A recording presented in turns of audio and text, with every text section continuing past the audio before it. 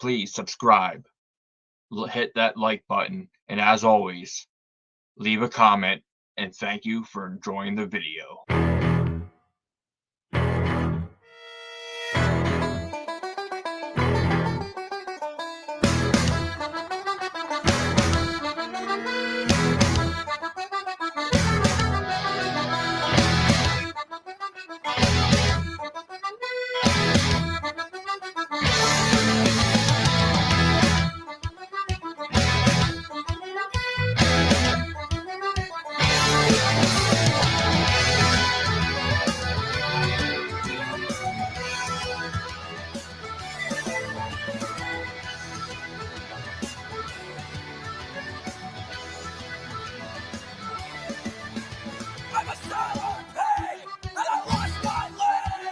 Climbing up the top sails, I lost my leg.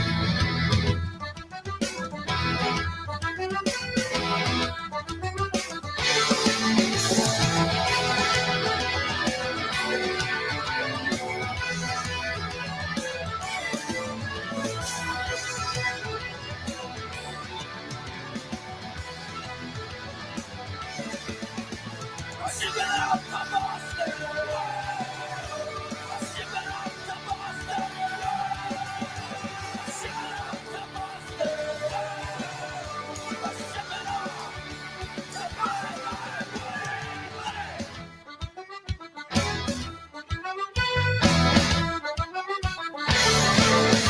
I'm a sailor pig, and I lost my leg. Climbing up the top sails, I lost my leg.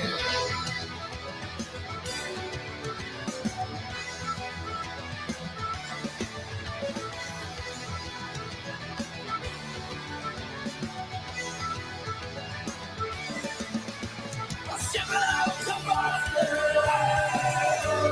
Shipping out to Boston.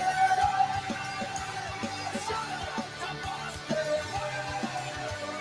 Shipping out to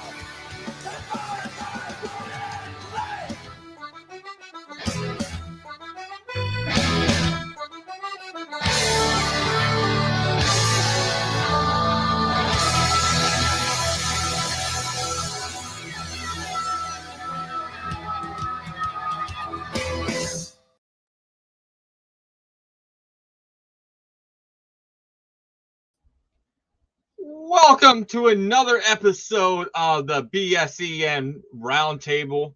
I am your host, the Rit, and man, we got some great news coming on that happened recently in the great city of Boston. But first, we're gonna go right straight into this. We're gonna be going right straight to our Patriots podcast, the Foxborough Fellas podcast, and our man Pete Collins. So, without further ado, we're gonna sit there and kick it off right. And right after this quick commercial break, it's going to be the man, the myth, the legend, Pete Collins. Patriots Nation. Stand up. The champs is back. Listen up, this is the anthem track. This is history in the making. You're all witnessing greatness. It's better when the pressure is on us. Our backs against the wall. What we do gets stronger. And everything we earn, we deserve. It's nothing but blood, sweat, tears, and hard work on our turf. Still on top, we stay focused. Been running it for a minute now if you ain't noticed. Cause now is our time, it's all or nothing. So pay attention, cause them boys is up to something. From the proving grounds to top tier, we won't stop, and they still mad cause we still here. Man, what's going on, Pete? How you doing, man? What's happening? Oh, man, a lot of stuff's going on in the city of Boston. And, man, we're going to start right with one of the biggest docuseries that, we've seen in recent years. We've seen the Jordan docuseries, but now we're going to sit there and it's how funny is it, Pete? Belichick's era is over. Brady was out a couple years ago. And now we're going to see what the behind the scenes, the dirty secrets could be. He said, she said bullshit. So, Pete, episodes 1 and 2 dropped yesterday. So, did you get a chance to see them? And what are your thoughts on them so far? Did I get a chance to see him? As soon as I hear that the Patriots are dropping the docu-series with footages of us winning, I was just all over it. So absolutely, I watched it today with my brother, actually. I loved it.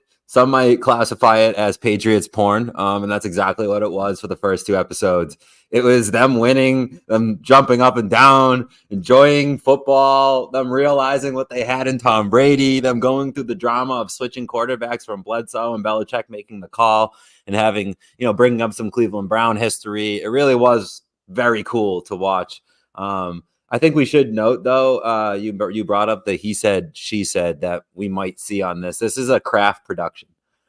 This is made by Robert Kraft, so you should see what Robert Kraft thinks of how it happened, which is important to note. And it's also important to note it's probably going to be completely biased in the Patriots' favor, which I would say I am here for that. Yeah, give me some Patriots good stuff. Give me some good Patriots. Like, make it biased towards what I want. I'm absolutely okay with that. I just want to hear some good news, and eventually we'll get into the dirty stuff because there's the Deflategate, there's the Spygate episode. They get into it, they talk about it. It seems like, and Tom Curran has seen the whole thing, and he was on and he was talking about what his thoughts were on the whole. He's seen every episode, even though, like you said, only episode 1 and 2 are released. I think we'll be able to see every episode by like mid-March because they're releasing 2 at a time. The next 2 come out on Friday. But he said he didn't like it, and he doesn't think Bill will like it, which I'm interested to see why he thinks Bill Belichick that will not like the docuseries. And I can only imagine why, right? It's going to be told from Robert Kraft's perspective.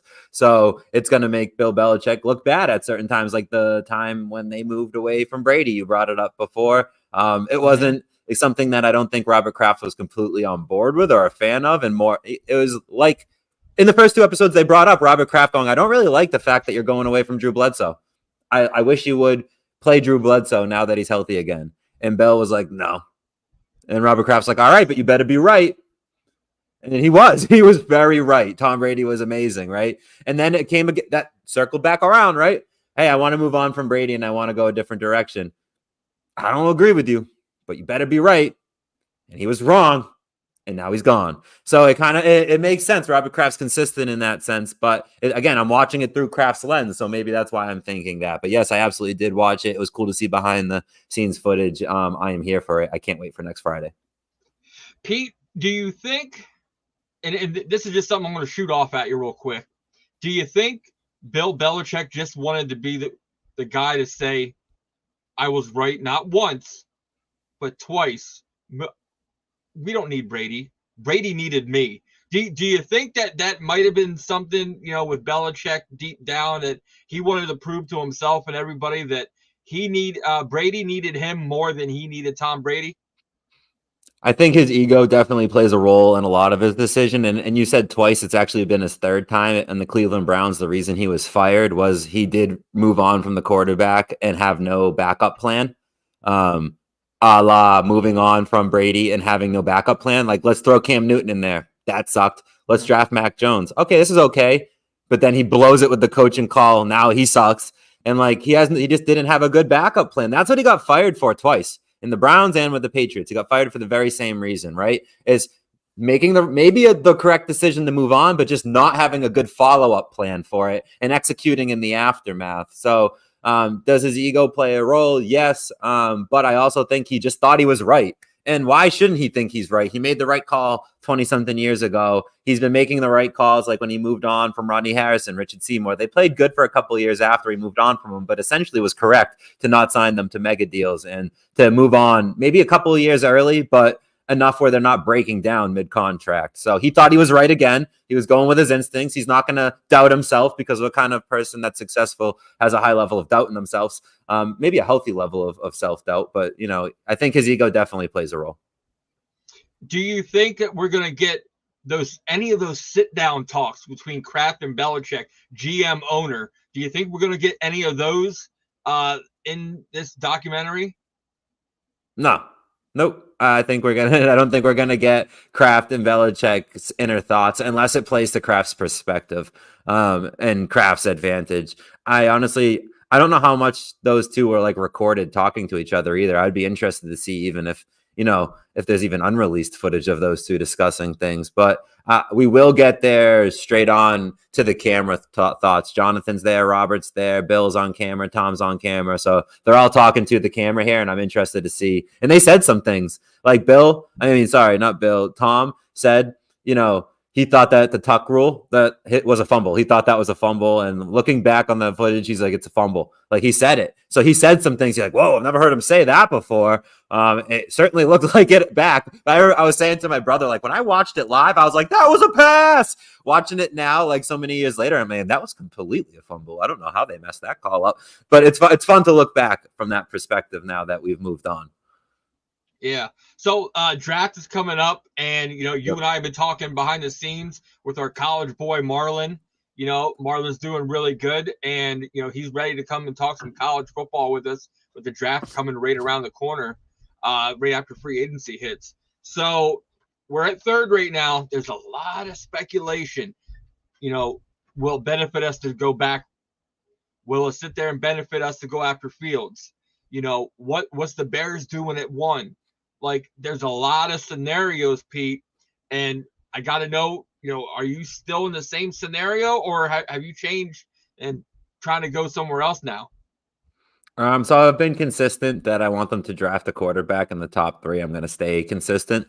I want them to draft a quarterback in the top 3, but I like to go through the pros and cons. I'm not just here to say my opinion and dip, right? There's pros and cons to, I think, a lot of them. And I think there's, stock to be put in each one. I don't think anyone's wrong if they were to say veteran quarterback. Well, if you say veteran quarterback, I assume you're just talking about Gardner Minshew, Jacoby Brissett, Kirk Cousins, those guys. I don't think Baker Mayfield's going to be available, and I don't really know if there's a better name than what I just listed right there. So Minshew's been great, but he hasn't been great, but he's been good. He is kind of what he is. He can make our offense instantly respectable, I guess. I just don't think he's your guy. Brissett would be the obvious choice because of his familiarity with our new offensive coordinator, AVP. I can't say I'm a big fan of him leading the Patriots to the promised land. However, I don't mind if they were to go Jalen Daniels at 3 and sign Jacoby Brissett, start Jacoby Brissett at the beginning of the season, wait for him to be inevitably hurt, and then bring in Jalen Daniels, or make the midseason transition when you realize Jalen Daniels seen enough reps in practice. He's watched enough footage. It's time for him to go. I wouldn't mind a plan like that. I think a quarterback as a rookie watching for a little bit benefits. Brady got to see Bledsoe for a little bit back to our previous conversation. Aaron Rodgers got to watch Brett Favre. There's been some pretty good examples of quarterbacks watching for a year or so, or even quarterbacks, coming on in their second or third year, which kind of lends to let them develop, let them watch, let them gain some experience. I wouldn't mind if the Patriots did that route. Went rookie quarterback, also brought in another player like a Brissett, like a veteran who maybe hasn't won a Super Bowl or had done anything great, but he definitely knows the ropes, right? He knows how to hang out in the league. So teach them that, like what it takes to prepare, what it takes to manage a team. So from that perspective, I think Cousins, if you sign Cousins, that's your instant. We're all in. We want to win now. We know we have a good defense. We want to instantly rejuvenate the offense. You bring in Kirk Cousins. The downside to that is he's going to take a third of your $90 million cap space, right? He's going to command like $30 million plus. Some people were saying like throw $50 million at him. That's ridiculous, right? Like I would rather, we got some money to spend. Let's not spend it all on Kirk freaking Cousins, please. But it does signal a win now, right? Kirk Cousins as quarterback allows you to pick Marvin Harrison Jr., maybe attracts a free agent of some decent quality, or allows you to re-sign Bourne, right? Bourne, Hunter Henry re-signs, Pop Douglas, Marvin Harrison Jr., Kirk Cousins, Stevenson. We're starting to cook a little bit here. We got something going on offense, but the route that I honestly think is going to lead to long-term and dynasty success, which I think the Patriots are here for. We're not here for like quick fixes or anything like that. Is to take the quarterback at 3, maybe bring someone in that can help coach him up. Maybe that's a quarterback, maybe that's a coach, whoever it is, I don't care, but someone to help develop the young quarterback and bring the young quarterback through. It might take a year or two of struggle. But that's kind of what we thought with Mac Jones, right? We were like, all right, let's give him his rookie contract. Well, let's give this guy his rookie contract. I know it's another reset. It feels like another rebuild, but that's okay. There's chapters to a book. There was a very long chapter of Brady. There was a very short chapter of the Cam Newton end of Belichick era. Now we're in the Mayo chapter. Let's start almost like we're in a fresh anew. And that's how I think the Patriots need to look at it. Maybe we're not going back to instant success in 2024, but maybe watch out for us in 2025. We have the defense to do it. We have the cap space to do it if we sign the right contract. So I'm staying consistent. Let's pick a quarterback at 3. You know, Pete, I'm gonna have to throw my 2 cents, and I want to see if you would be okay with what I would do. Okay, Go. take Harrison at 3. You got your explosive offensive player to, go all in. Trade up, possibly go get a Bo Nix from Oregon. That's your rookie quarterback to sit behind a veteran that you could sign. Secure your offensive line to protect your veteran quarterback. Make sure that he's not on his back, and also give you a good look at protect your rookie quarterback. Bring Bourne back in, because I haven't seen somebody besides maybe Justin Turner that has been more vocal, I want to come home, than Kevin Bourne. And then I've always been a big fan, you know this, Pete, Henry. Give me some Hunter Henry. Would you be okay with that offensive scenario at all? I mean, yeah, it's very similar to what I want, right? I want them to pick a young quarterback. You want them to go with Nix as a young quarterback. So the difference between our plans is you get Marvin Harrison Jr. and a young quarterback. So I like that. If the Patriots scouting department, which they should spend countless hours going over every single quarterback, they should know everything about all these quarterbacks and be ready to make a very educated gamble. If Nix is their guy and they just think that they can get him, like, everyone has a value or a number, right? Like the 3rd pick, if we pick Jalen Daniels, that is like, man, they have to weight it somehow and assess it. So if they assess Bo Nix is the right way to go, and that's what they want to do, I'm all in for getting a young quarterback later in the rounds and picking the wide receiver. It just, I don't think that your 2nd-round quarterbacks have had a high level of success just looking at it historically. And if if you have the 3 pick and you get a great wide receiver and then you get Bo Nix and he isn't a good quarterback, you've blown your wide receiver pick because you've got nobody throwing it to him. So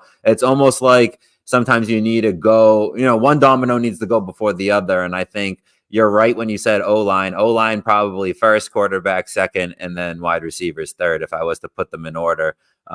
So I think Onwenu and Trent Brown and some of these other free agent tackles need to be prioritized in free agency. And then whatever you don't get in free agency, you need to go all in on the draft. So I want them to scoop up a handful of offensive linemen in the draft. Hope to hit on 1. I say pick 3, hit on 1. Re-sign 1. There you go. You got 5 offensive linemen starting and a couple of depth that you've just added there. So that would be how I would treat the draft when it comes to offensive line. Okay, Pete, real quick, the coaching staff seems to be filling out right now. Fill us in real quick on who they signed and what it means for the 2024 Patriots. Yep. All right. Real quick rundown on offense. We have signed offensive coordinator Alex Van Pelt from Cleveland. And then from there, he signed a bunch of his buddies from Cleveland pretty much. We've signed, him, Ben McAdoo. He was over with your Giants before. We signed him. He's a great evaluator of quarterbacks. He had Patrick Mahomes. He wanted the Giants to go up and get Patrick Mahomes. Imagine if you guys went and had Patrick Mahomes. Too bad you didn't listen to Ben McAdoo then. Hopefully the Pats listen to Ben McAdoo now. He ranked Allen and Jackson 1 and 2 in the 2018 draft class. So imagine he had that one right too. Offensive assistant Micah McCartney. Go ahead. Oh no, it seems like he knows and scouts his quarterbacks very well. That's exactly what we need, right? And he can work with the quarterbacks well. They call him a quarterback whisperer. So we need quarterback help. So Alex Van Pelt plus him, plus McCartney, like I said, at quarterbacks coach, TC McCartney, worked with Shanahan, worked with AVP. That's what Alex Van Pelt is going by, AVP in Cleveland. Got Tyler Embry as the running back coach, Tyquan Underwood, former Patriots, coming back as receivers coach, Scott Peters on O-line, and Robert Kugler as another O-line coach. We've also brought in Alonzo Highsmith. He was working over as the general manager at the University of Miami. And before that, he was a boxer. He was 27-1 and 2 as a boxer. The guy throws hands. If you look him up, he's just this big dude, and he just kind of feels like he has this intimidating, serious presence to him. He doesn't look like a goofball. Let's put it that way. So hopefully he brings that vibe of let's go. Let's be serious. This isn't a joke, which I think he does. I think he makes it serious. And on defense, we've upgraded DeMarcus Covington to D-line. Jarrett Montgomery is now our D-line coach. DeMarcus Covington is now our DC, and our D-line coach is now Jerry Montgomery. Our outside linebackers coach is Drew Wilkinson. And you'll remember this name, Dante Hightower is now our inside linebackers coach. So Mayo brings back one of his old pals. We keep and retain a Belichick, actually, as a safety coach, Brian Belichick, and Mike Pellegrino is our cornerback coach. So they're starting to fill it out, and basically everyone's new or they're promoted. So I'm interested to see what this new, fresh look Patriots is next year. I'm not even going to go over the special teams coach. I just don't know who they are. So, Pete, real quick, when's the next Foxborough Fellas podcast, and who do you have on? Thursday, 7 p.m., first round mock. We're going to be doing a Patriots mock. This gentleman, Daniel, he is a former NFL scout for the New York Jets. So I'm interested to see what his analysis is from a Patriots perspective. He goes through every single team and does a very, very, very in-depth analysis. So when he obviously joins us on the Foxborough Fellows, we're going to be doing it from a Patriots perspective. And he had tweeted out some pretty unique perspectives recently and some pretty hot takes. So I'm interested to, ask him some questions about that and hear his thoughts. But yeah, I'm very excited to talk to, like I said, a former NFL scout. Yeah. So Pete, make sure you sit there and check him out right here. Follow him right there at Fox Fellas Pod. And at Pete Collins, right below us. Bam. Well, Pete, thanks for coming on and giving us our New England Patriots rundown. Up next, we're going to the Celtics. And nice. No. This isn't Dynasty Proud. We're having a special edition on the Celtics. And after this quick commercial break, we're gonna bring in the big surprise. Nice. Can't wait. This is our fucking city. Yeah. And nobody gonna dictate our freedom. Stay strong. Thank you. You must be blinded by the lights. You came to shine here. Watch it look daytime in the night. We bring the vibes here. We full of life, you keep the change. Keep the change. And there we are from our bleeping city. We got Mikey Two Guns coming on talking to Boston Celtics, man. Mikey, what's going on, man? What's up, my man, the Rit? Look, thank you for playing my little intro there. That always gets me warmed up for the show. I was inspired by your pesky poll, that original intro you made, and I was like, how am I gonna top that? You set the bar high, so I had to bring it. So thank you for playing it. So glad to be here with you, man. The Rit, the best nickname in podcasting, besides Mikey Two Guns. But yeah, I'm so glad to be here, man. We're about to talk about one of the teams that I think we might be fixing to do a parade later this year. So I'm pretty excited, doing well. The All-Star break right now. So things are good right now. Yeah, the Celtics are going in like it is at the ticker at the bottom of the screen. With the league best 43-12. I am excited about All-Star break. When I was sitting there talking to the guys before, I'm like, man, what happens if Jaylen Brown does the dunk competition? And they're like, no, he's not. Guess what? Jaylen Brown's doing the dunk competition. It's Jaylen on. Brown is gonna bring home the trophy to Boston. Man, do you see some of these dunks that he does? And it's not just like the dunks he does, it's who he's dunking on. I love, and I had to put it in to the Roundtable intro when he dunked on LeBron.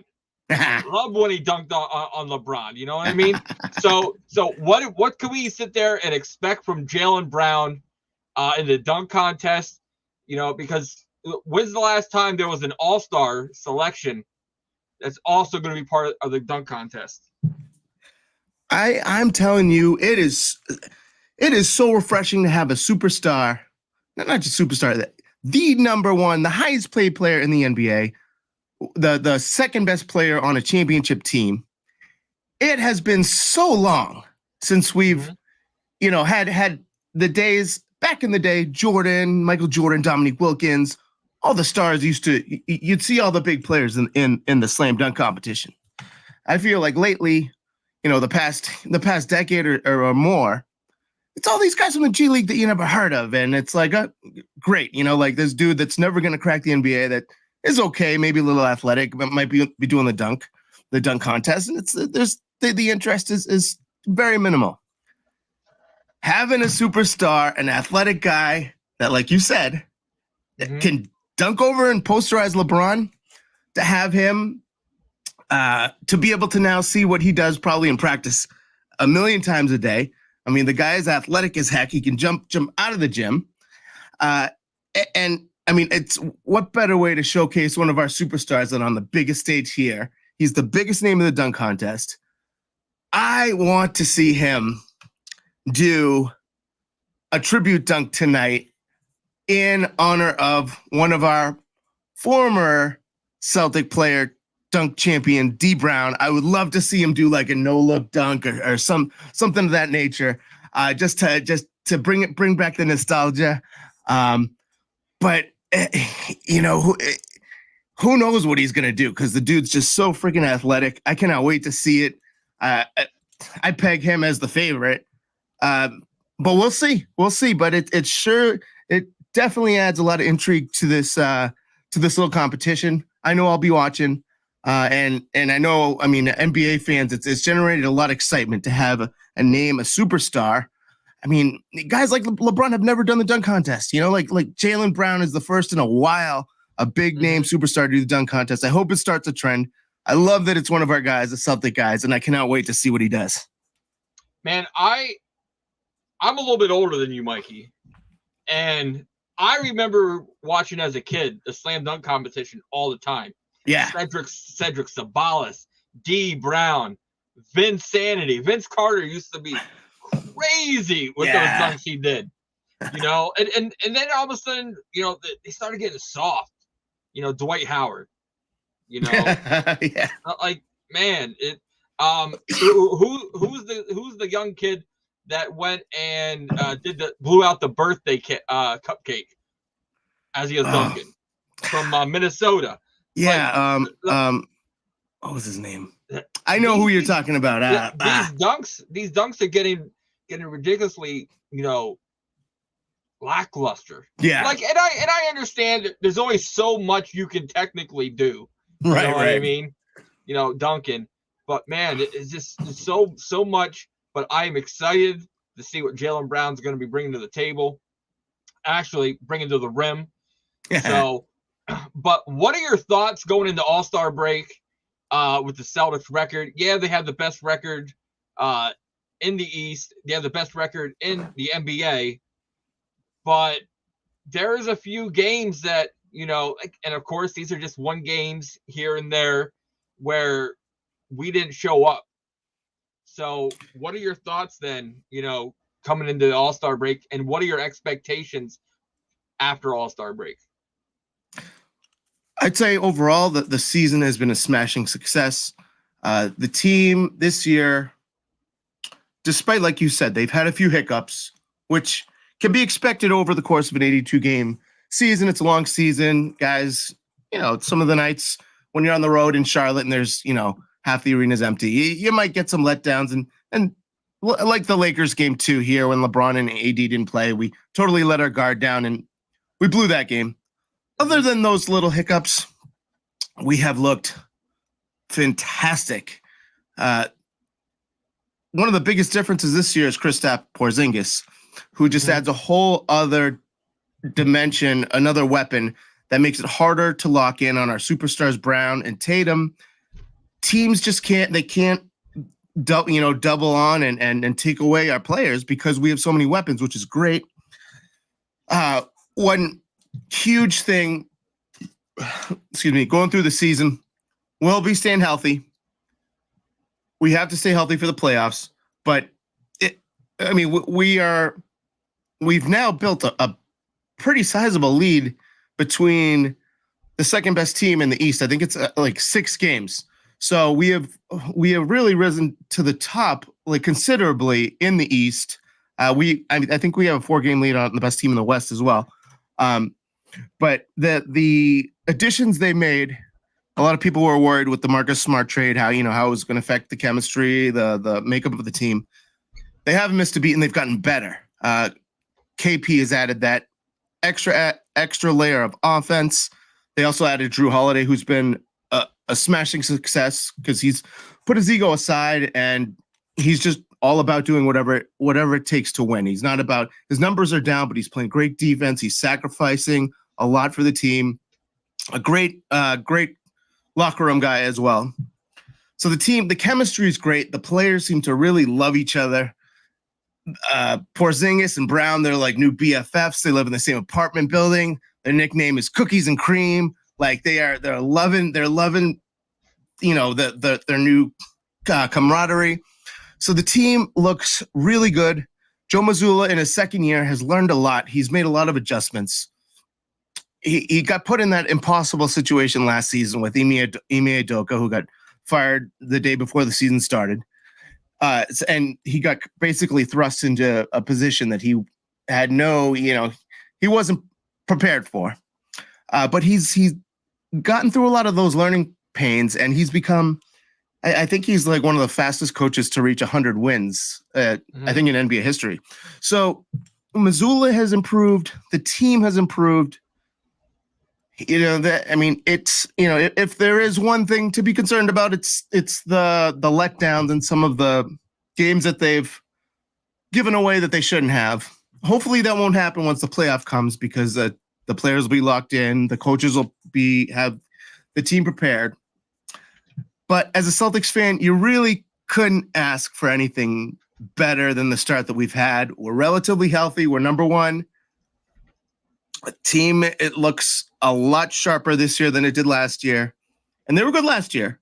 But as a C's fan, you just, knock on wood, you just want to keep them healthy, keep it rolling. And let's, as a fan, you almost want to fast forward right to the playoffs so they can play as they're constituted right now, because I think they are pretty clearly the favorites to win this year. Okay, Mikey. I know we're here to talk Celtics, but I gotta let you plug not only your show, but the latest interview with Drew Bledsoe. Yeah. Tell everybody when's it gonna drop, and can you give us a small tidbit of of what you guys talked about? Absolutely, man. So it's something I've been working on. It is very close to being done. I sat down with Drew for close to an hour, and we talked about everything from just growing up in Walla Walla, Washington, having his just coming out of nowhere to become this like star in Washington, and his path on. People think of Tom Brady as like the catalyst for the dynasty, but it was Drew Bledsoe that got drafted number 1 in 93. And he was in 93. And he was, in my opinion, the catalyst for the dynasty. I mean, Brady did all the great things, but Drew kind of opened that door. So we kind of talked about that. We talked about the early days of the Patriots. So one of the highlights was, we were talking about the old stadium and how different how far the Pats have come, basically. And because you see the stadium now, they got all the TB12, all the massive jumbotrons, all the lights, the glitz, the glamour. So back when he was playing, they didn't even practice at the stadium. They had to get in their cars, fully padded, and travel a few miles down the road to an abandoned mental hospital where they would use the field out there to practice, then get all sweaty and go back have to drive back to the stadium, which he said was worse than the stadium that he played in college. So, but he was like, we loved it because we were like that group of underdogs in this totally like rundown stadium practicing at the mental hospital. And no one believed in us. And here they are, they're getting to the Super Bowl a few years later. So, that's just a small tidbit of what you can expect to see in the interview. Hope to be dropping it within the next couple days or two. Definitely we'll have to be giving you guys a few little samples, teasers. Maybe you guys can throw it up here. But I cannot wait for it to drop. It also is good timing too, because the Dynasty just came out. So I'll have some additional things that you didn't see in the Dynasty on the show. So stay tuned. Hey, I can't wait, Mikey. Mikey, thanks for stopping by to cover our Boston Celtics. And guys, make sure you head on over and check out and follow our Bleeping City. You know, Mikey Two Guns. You know, his great wife Stephanie. You know, and they have some great content over there. And you know, like I said before when he was on, the hottest free agent is right there of Mikey Two Guns. So, but man, as we're here, we're gonna be sitting there, and we got some Red Sox news coming up. So we're gonna be bringing on our host of not only the Pesky Podcast, but also the host of the Pesky Party Hour. We've got the OG, we've got Leslie, and we're gonna bring him right to you right after this quick commercial break. Shot to right, slicing toward the pesky pole down the line. It's going to be out of here. Line down the right field line toward the pesky pole. Leaping up, and that ball is gone. That's a home run. A lot of our Nesson team as well. High fly down the right field line, headed toward the pesky pole. That one tucked in, and that ball is going to be against the wall and into second base. Number retired, and now Rafael Devers trying to retire that baseball inside the pesky pole.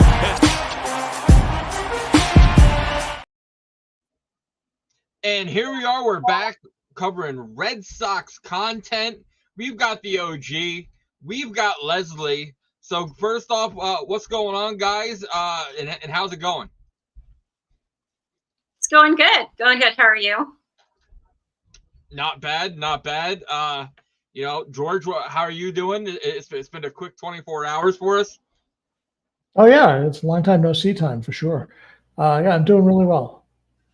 So, a little trade news as going across the ticker across the bottom today. Just hours ago, man, we got traded. John Schreiber got traded to the Kansas City Royals for minor league right-hand pitcher David the Sandman Danlin. So, man, it's weird how we see a key piece going from our Red Sox bullpen and then, you know, trade, but it does open up a 40-man roster spot. So, you know, Leslie, what are your thoughts on that?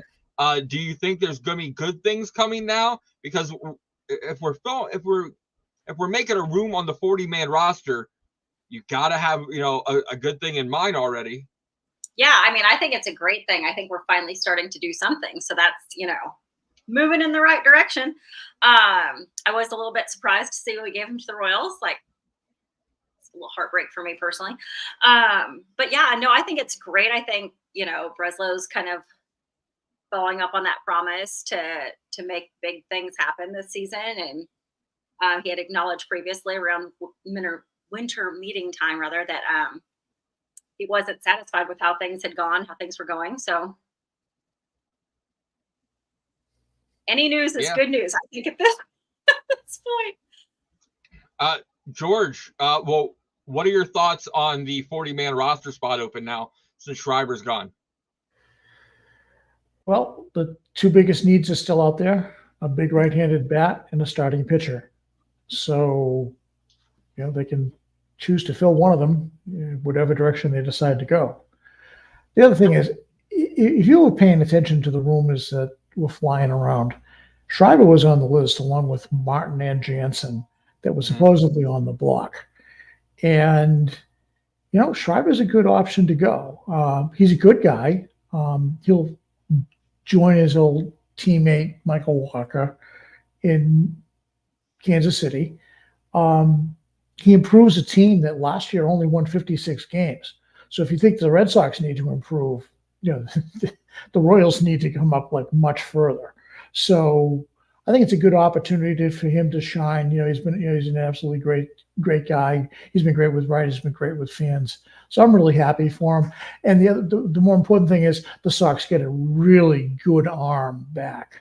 And when you don't have starting pitching depth in the minors, which they really don't, most of their top prospects are infielders and outfielders, and they don't really have a whole lot of pitching other than relief type ready to come up.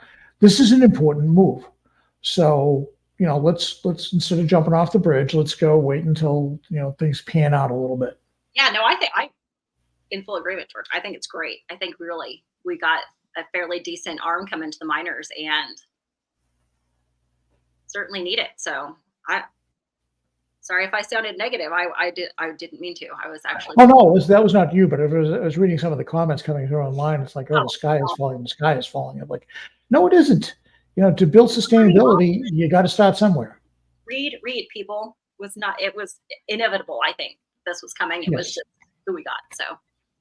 Well, you guys talk about, we add another minor league arm, which it kind of seems like that's what Breslow's he's trading away pieces, but bringing in minor league arms. And that seems to be what he's doing all off season. But there is a guy that's on the 40-man roster, and it's make or breaks time for him, and it's Brian Mata. So, George, what are your thoughts? Spring training's make or break, and that could be another 40-man roster spot open.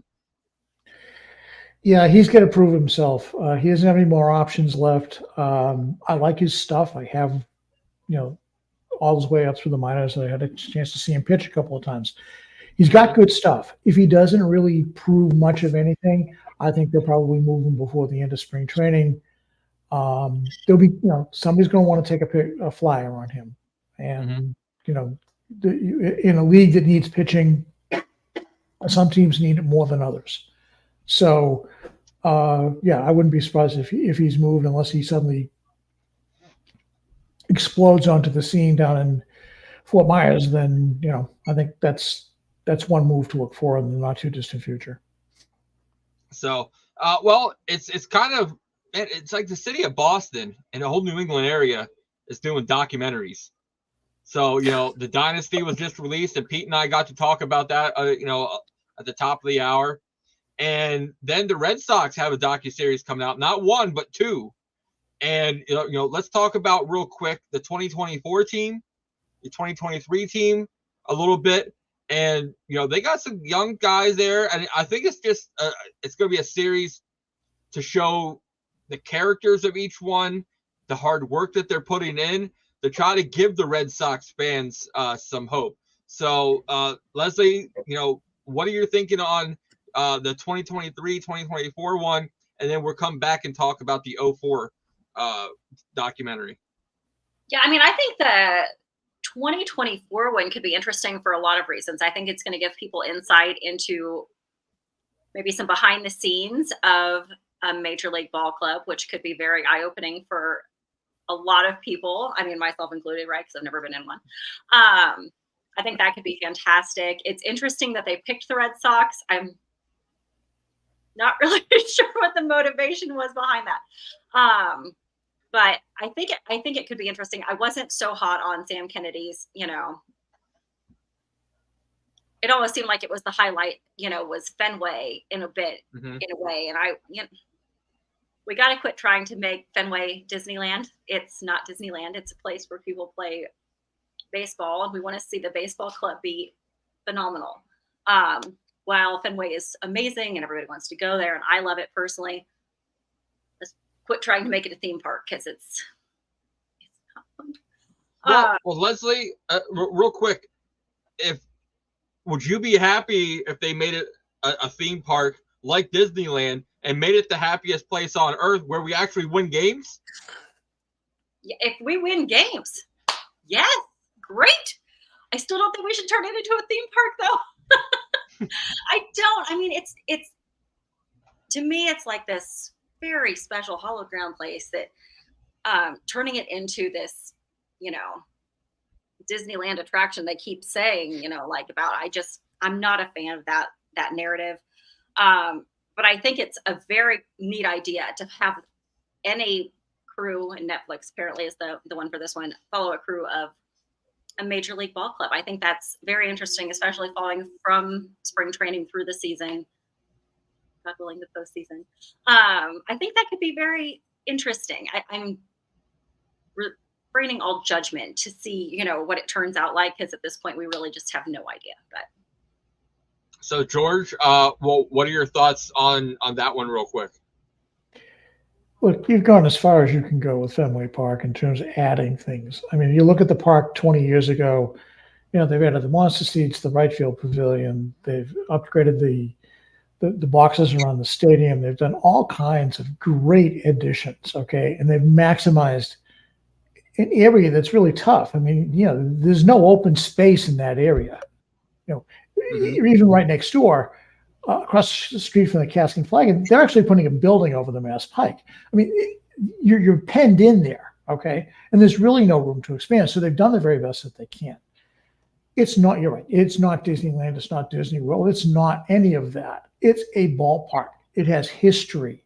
It's the oldest ballpark that baseball is played in, all right? That in itself is something. But, it's not a tour. Yes, it's one of the reasons why people might come to Boston, but it's not primarily a tourist attraction. This isn't Old Ironsides. This isn't going to Lexington and Concord, not to the aquarium or anything else. This is a place that plays baseball 81 games a year and hopefully soon more after the end of the season. So, yeah, stop, concentrate on baseball.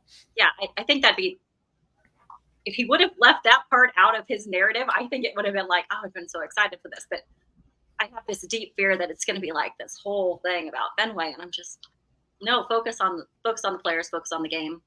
Let's grow the game, not the ballpark kind of situation for me. Well, the other documentary is, and we're going to sit there and let Leslie touch base on this before we wrap up here, is the 20-year memory of the Red Sox 04 season. And the reason I'm doing this and let Leslie take over is, Leslie gets to, I'm not even going to say it. Leslie, I'll let you say it for this week for the Pesky Party Hour. I'm going to refrain from showing too much excitement, although I'm sure my face is showing it right now. Keith Folk will be joining us this week for the Pesky Party Hour. Going to touch base with him on some 2024 Red Sox and get his thoughts on that. And of course, talk 04 because it's my personal favorite World Series win. But I think that's just because I'm older than everybody. So I'm not quite. Well, we're probably closer than you think. I'm very excited about it. And so I am, hope everybody tunes in. We're going to talk some fun baseball. It's going to be fun. Yeah. So, well, Leslie, that is what's going to be happening on the Pesky Party Hour this week, turning live Wednesday at 8 p.m. And you get to check that out. George and myself on the Pesky podcast. Hopefully DC will be joining us. We'll have our 1-year anniversary episode. 1 year together, DC and myself. George came shortly after, but he's been a cornerstone since then. And man, it's really crazy how, I'm sitting there and going over notes and trying to make this something special. And just like the people that we've, had contact with, we've made friends with and stuff. And it's just something that's really memorable, George. What are your thoughts on the 1 year? Because you also today, or is it tomorrow? Tomorrow. Hit your 1 year anniversary of writing at the exact same time. Yeah. So tomorrow is a 2-for-1 day post for me, and you don't even need the coupon. I've got an anniversary post, Pun to the Pesky Poll, year 1 birthday celebration. And I talk about how I got started, why it is what it is. And I thank a whole bunch of people, including you and DC and Leslie and all the team at BSEN and some other people as well. I'm having a blast doing this. And then I'll have my regular Sunday column in which I talk the four major Boston sports teams. And in particular, I'm going to do a deep dive into the Schreiber trade and kind of the logic behind it and some of the points of consideration. But yeah, it's been a great year. To start and think that if a year ago, if I thought I'd be doing this right now, I'd have told you, yeah, no way. But it's been a blast. So congratulations on the year. That's amazing. Well, George, I can honestly say there's a lot of stuff that wouldn't be done without you being a part of not only the Pesky podcast, but us here at the BSEN Boston Sports Entertainment Network. So, a big thank you, and we cannot wait to get to read your article. I already got to, but anyways, but next up, guys, first, thanks for coming on and talking Sox with us. But next up, we got Patrick from the Kings of Causeway. So after this quick commercial break, it's going to be me and Patrick closing up the show. So right back after this commercial break.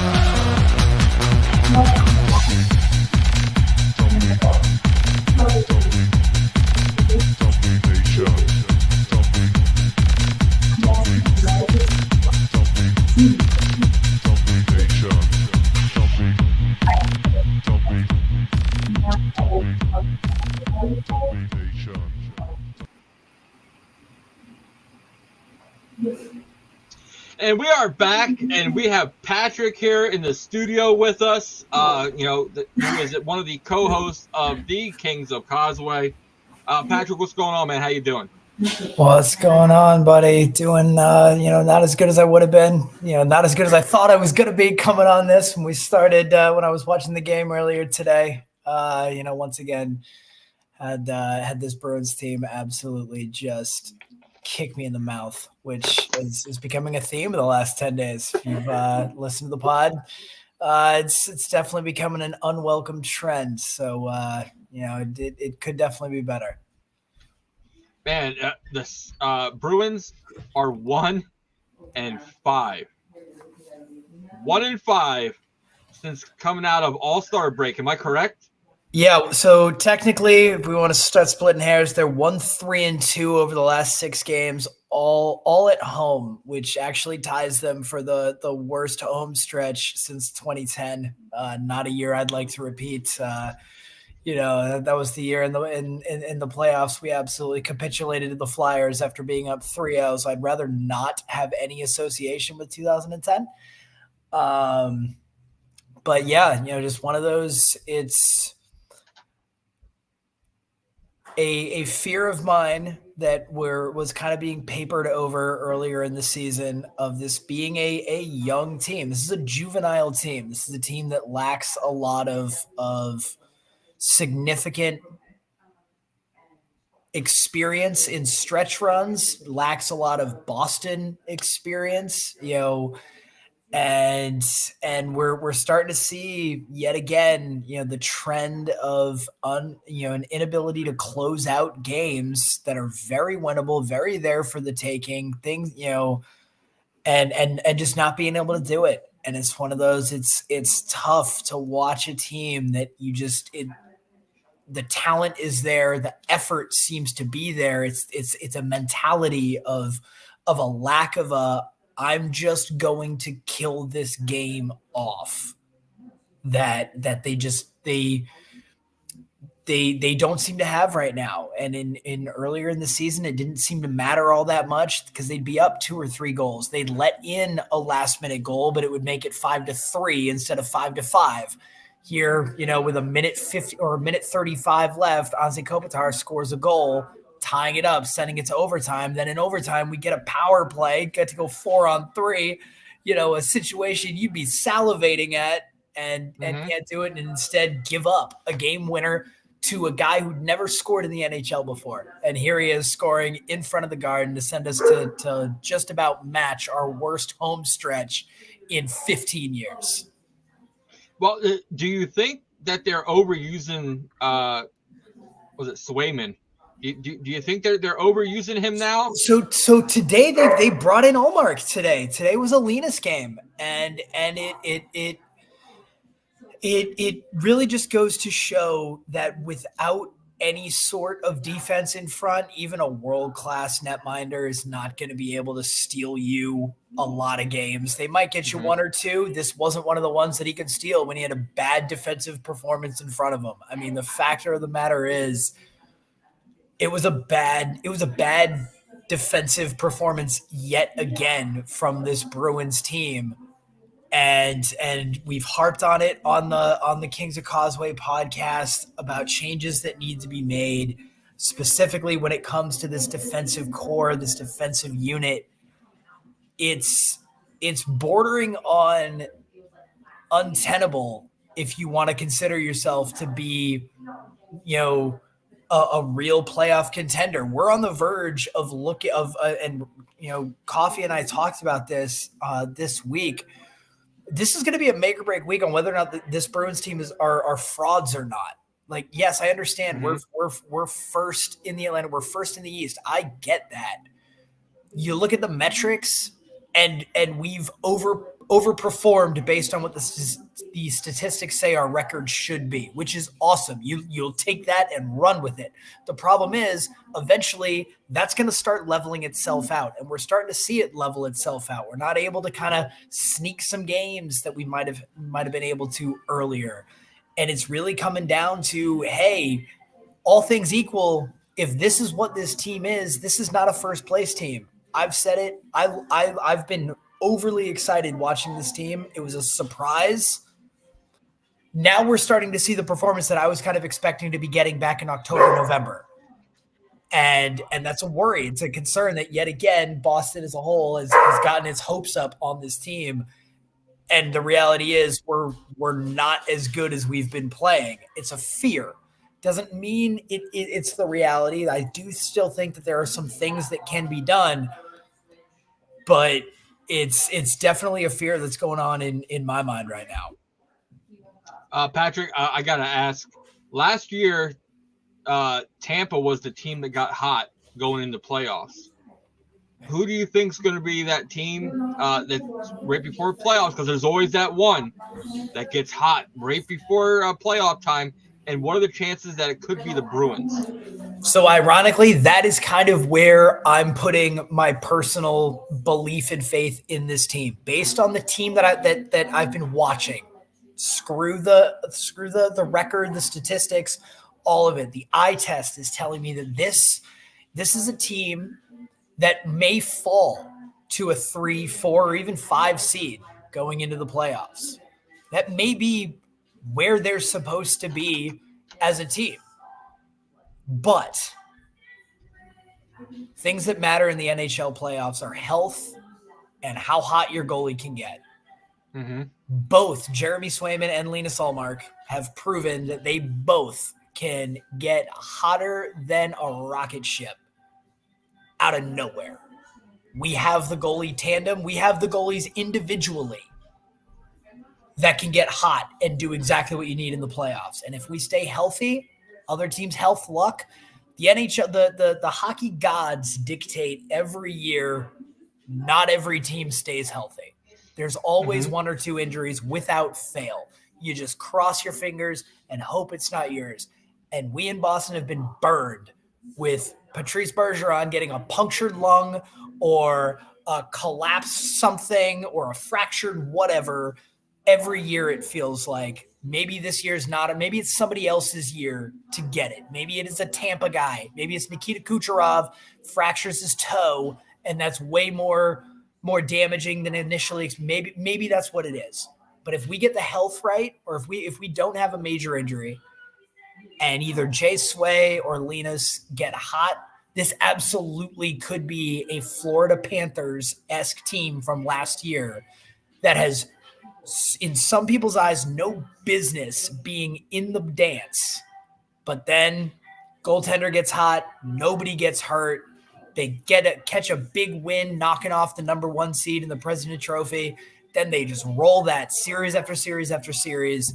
I do think there's a really good chance that could be how the Bruins shake out if we're going to have a successful playoff run. I've said it from the beginning. This team as a 1 seed is overperforming. I don't trust it. I'm also the negative Nancy on Causeway Street. Ryan is always optimistic. I look at the worst possible scenario.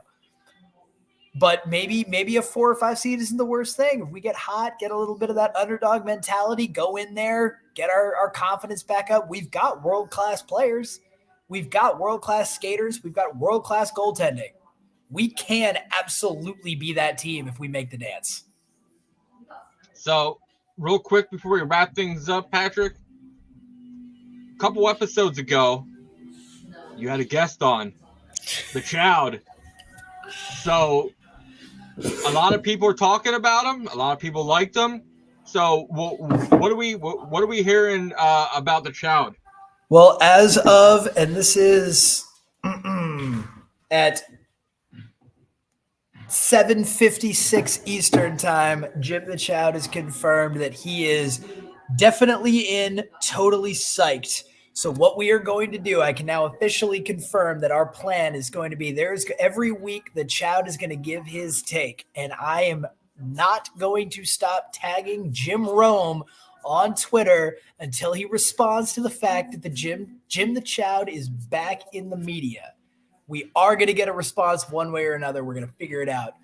But the Chowd is going to have a take every week.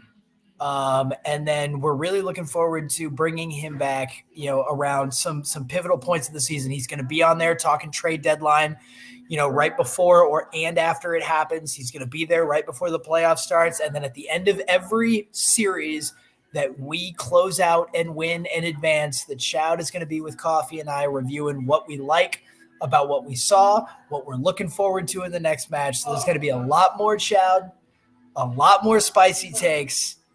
And we could not be more excited to add him as a special element of the Kings of Causeway. I can't wait. I loved him when he was on there. So, guys, make sure that you head on over to Kings of Causeway on our Twitter. Bam. Follow them at Kings of Causeway.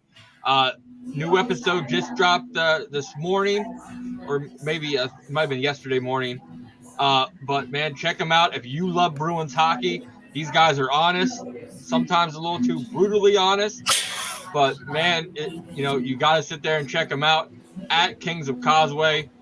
They cover our Boston Bruins here on the Boston Sports Entertainment Network. So, but Patrick, thanks for sitting there and stopping by. As always, head on over to our website. Get yourself some merchandise from one of our podcasts. We've got the Puck Around and Find Out that the Bruins are inspired by. And just sit there. We also got our Boston Sports Entertainment Network shirt. It's great. So, but man, just remember, it is made by Boston for Boston. And guys, until next time, this is your BSEN Roundtable.